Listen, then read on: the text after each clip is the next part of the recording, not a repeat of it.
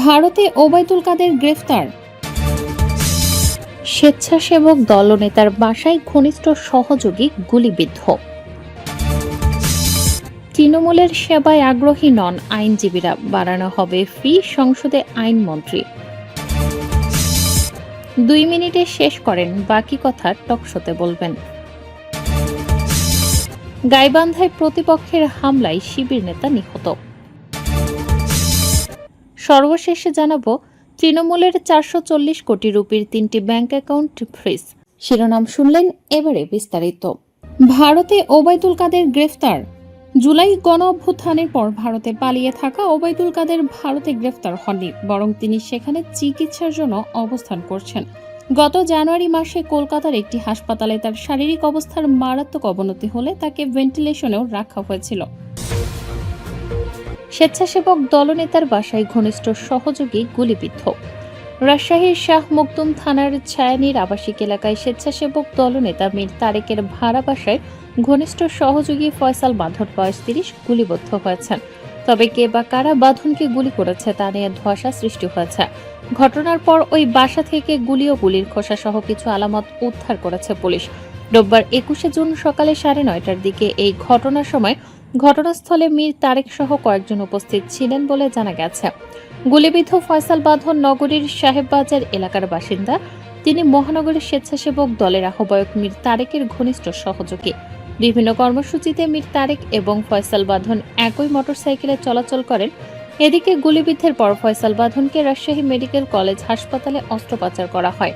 হাসপাতালের মুখপাত্র ডাক্তার শঙ্কর কুমার বিশ্বাস গণমাধ্যমকে জানান, বেলা 11টার দিকে তাকে হাসপাতালের 5 নম্বর সার্জারি ওয়ার্ডে ভর্তির পর অস্ত্রোপচার করে তার পেট থেকে যেগুলি বের করা হয় সেটি পিস্তলের বলে ধারণা করা হচ্ছে। বর্তমানে তিনি আশঙ্কামুক্ত বলে চিকিৎসকেরা ধারণা করছেন। তৃণমূলের সেবায় আগ্রহী নন আইনজীবীরা, বাড়ানো হবে ফি, সংসদে আইনমন্ত্রী। জাতীয় সংসদে আইনমন্ত্রী মোহাম্মদ আসাদুজ্জামান জানিয়েছেন, দেশের দরিদ্র, অসচ্ছল ও নানাবিধ আর্থ সামাজিক কারণে বিচার পেতে অসমর্থ জনগণকে আইনি সহায়তা ও বিকল্প বিরোধ নিষ্পত্তি সেবা দিতে জাতীয় আইনগত সহায়তা প্রদান সংস্থাকে বাংলাদেশ আইনগত সহায়তা অধিদপ্তরে উন্নীত করেছে সরকার। গত 9 এপ্রিল সংসদের প্রথম অধিবেশনে আইনগত সহায়তা প্রদান আইন 2026 পাশ করার মাধ্যমে এই রূপান্তর ঘটানো হয়েছে। এর ফলে ঢাকার বাইরে অধিদপ্তরের শাখা কার্যালয় স্থাপন এবং মহানগর থেকে শুরু করে ইউনিয়ন পর্যায় পর্যন্ত আইনি সেবার সম্প্রসারণের একটি শক্তিশালী আইনি ভিত্তি তৈরি হয়েছে।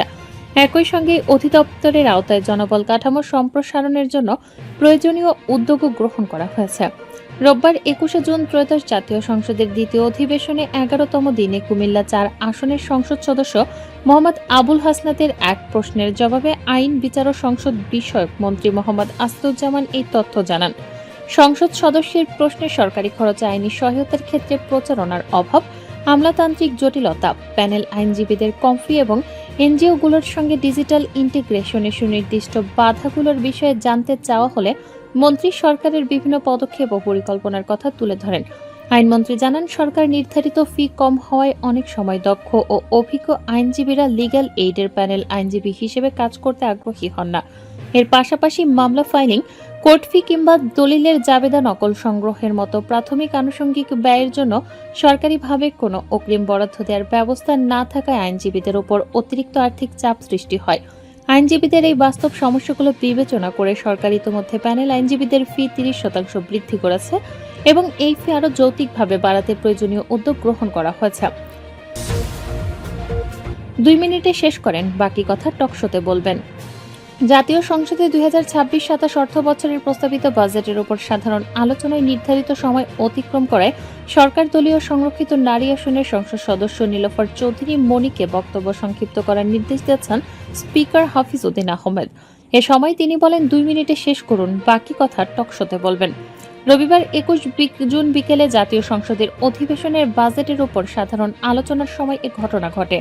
স্পিকারের মন্তব্যের পর সংসদ কক্ষে হাস্যরসের পরিবেশ সৃষ্টি হয়। বক্তব্যের শুরুতে নীলোফার চৌধুরী মনি প্রস্তাবিত বাজেট নিয়ে বিরোধী দলের সমালোচনার জবাব দেন। তিনি বলেন, কয়েকদিন আগে বিরোধী দলের এক সংসদ সদস্য অভিযোগ করেছেন যে কওমি মাদ্রাসাগুলো বাজেটে বরাদ্দ পায়নি। এ প্রসঙ্গে তিনি বলেন, কওমি অর্থ গোষ্ঠী, বাংলাদেশ জাতীয়তাবাদী দল কোনো গোষ্ঠী বা ব্যক্তির জন্য কাজ করে না। দলের নেতা তারেক রহমান সমগ্র বাংলাদেশের জন্য কাজ করেন। সংসদে তরুণ প্রতিনিধিদের প্রসঙ্গ টেনে তিনি বলেন, সংসদে তরুণদের ৮ জন প্রতিনিধি আছেন। তারা তরুণদের নিয়ে কোনো কথা বলেন না, শুধু গণভোট নিয়ে কথা বলেন। এ সময় এক সংসদ সদস্যের মুক্তিযোদ্ধা পরিচয় সংক্রান্ত বক্তব্য নিয়েও প্রশ্ন তোলেন নীলোফার চৌধুরী মনি। তিনি বলেন, একজন সংসদ সদস্য তার বাবা জীবিত থাকা সত্ত্বেও তাকে মুক্তিযুদ্ধের শহীদ বলে উল্লেখ করেছেন। সংসদ সদস্য হতে হলে মুক্তিযোদ্ধা হতে হবে এমন কোনো বাধ্যবাধকতা নেই, জনগণের জন্য কাজ করলেই হয়।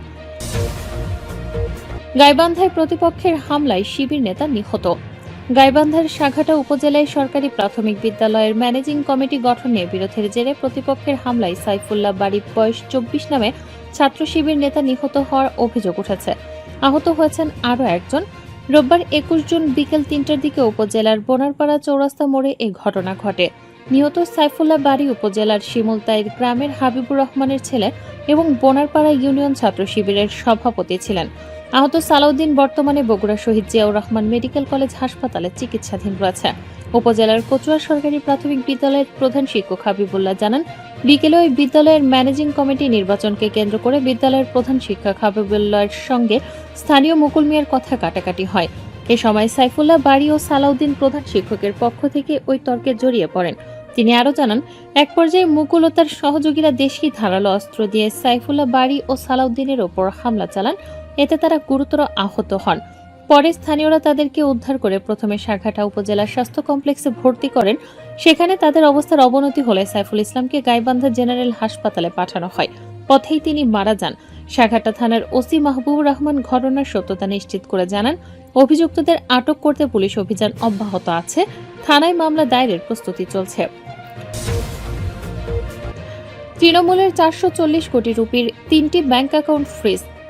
ভোটে বড় ধাক্কা খাওয়ার পরে বা তৃণমূল কংগ্রেস গভীর আর্থিক সংকটে পড়েছে।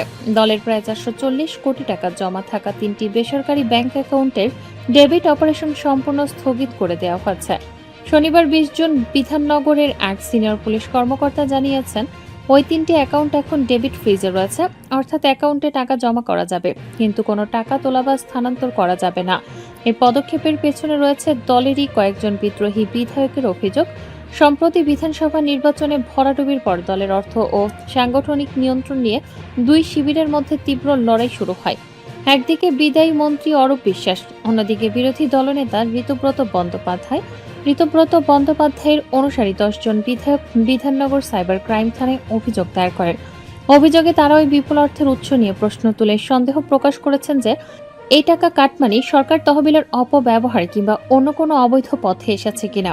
এক বিধায়ক লিখিত অভিযোগে বলেছেন, ক্ষমতার অপব্যবহার ও অসদুপায়ে অর্জিত টাকা ঘুরপথে এই অ্যাকাউন্টগুলোতে জমা হয়েছে বলে তার কাছে তথ্য রয়েছে।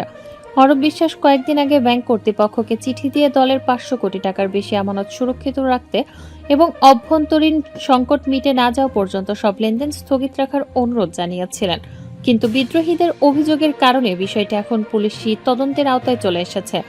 এদিকে মমতা বন্দ্যোপাধ্যায়ের অনুগত এক প্রবীণ বিধায়ক জানিয়েছেন, তারা পুলিশের এই পদক্ষেপের কথা শুনেছেন, তবে এখনো কোনো আনুষ্ঠানিক নোটিশ পাননি। কুণাল ঘোষ অবশ্য স্পষ্ট করে বলেছেন, অরূপ বিশ্বাস আর দলের কোষাধ্যক্ষ নেই।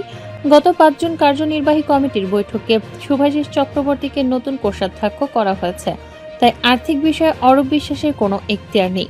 3টি অ্যাকাউন্টে পুরোপুরি ডেবিট ফ্রিজ হয়ে যাওয়ার তৃণমূলের দৈনন্দিন খরচ চালানো এবং সাংগঠনিক কাজকর্ম চালিয়ে যাওয়া এখন বড় চ্যালেঞ্জ হয়ে দাঁড়িয়েছে বলে মনে করছেন রাজনৈতিক বিশ্লেষকরা।